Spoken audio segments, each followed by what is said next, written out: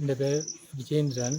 எங்களோட உதயபுரி அருள்மிகு முத்துக்குமார் சாமி திருக்கோவிலுக்கு ஓம் சக்தி பராசக்தி அறக்கட்டளை அவர் செந்துரன் அவருடைய எங்களோட பரிபாலன் சபை மூலமாக சிரமதான விலை கேட்டபோது அதுக்கு இணங்க அவரும் 8/2/2025 காலை 7 மணி தொடக்கம் 11 மணி வரை சிரமதான வேலைகளை மேற்கொண்டு அதுக்குரிய தேநீர் செலவும் மற்றும் பனிஷ் சகலரும் ஓம் சக்தி நிறுவனத்தால் கொடுக்கப்பட்டது.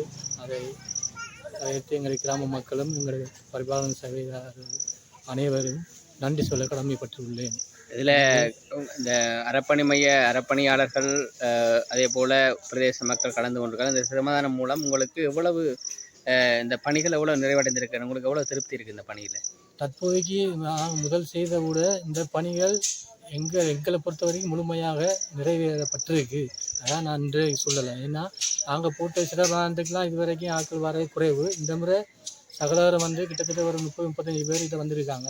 அதையடுத்து இந்த நிலைமைக்கு நாங்கள் அவ்வளோ வரையும் வரவேற்று அவளுக்கு நன்றி சொல்லையும் நாங்கள் எங்கள் பரிபாலன சபையாக கடமைப்பட்டுள்ளோம்.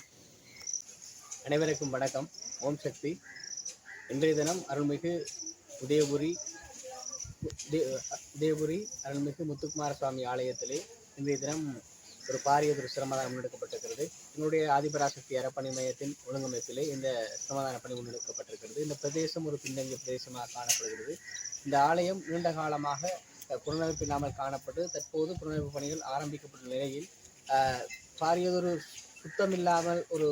சுத்தமில்லாத நிலைமையில் இந்த ஆலயம் காணப்பட்டது. இதுக்கமைய நாங்கள் இந்த நிர்வாக சபையுடன் உரையாடி இருந்தோம். எங்களுடைய அறப்பணி மையத்தின் நிறுவனர் சக்தி சுரேஷ் ஐயாவின் நீண்டகால தூரநோக்கான இந்த சிரமதான பணி செய்ய வேண்டும் என்ற கோரிக்கையை எங்களுக்கு வைத்திருந்தார். அந்த அடிப்படையில் இந்த பணிகளை செய்யும் போது அரசாங்கமும் கிளீன் ஸ்ரீலங்கான்ற வேலை திட்டத்தை முன்னெடுக்கிறது. இந்த அடிப்படையிலே இரண்டும் ஒருமித்ததாக இந்த பணியை செய்ய நாங்கள் கேட்டிருந்தோம். இந்த அடிப்படையில் அந்த எங்களுடைய பரிபாலன சபையினர் எங்களுக்கு இந்த பணிகளை செய்தாருங்கள் என்ற ஒரு சிரம பரிகாரமாக கேட்டிருந்தாங்க. அந்த அடிப்படையிலே என்னுடைய அறப்பணியாளர்கள், இந்த உதயபுரி ஆலயத்தினுடைய நிர்வாக உறுப்பினர்கள், அதே போல பிரதேச மக்கள் கலந்து கொண்டு மிக சிறப்பான ஒரு பணியை செய்திருக்கிறார்கள்.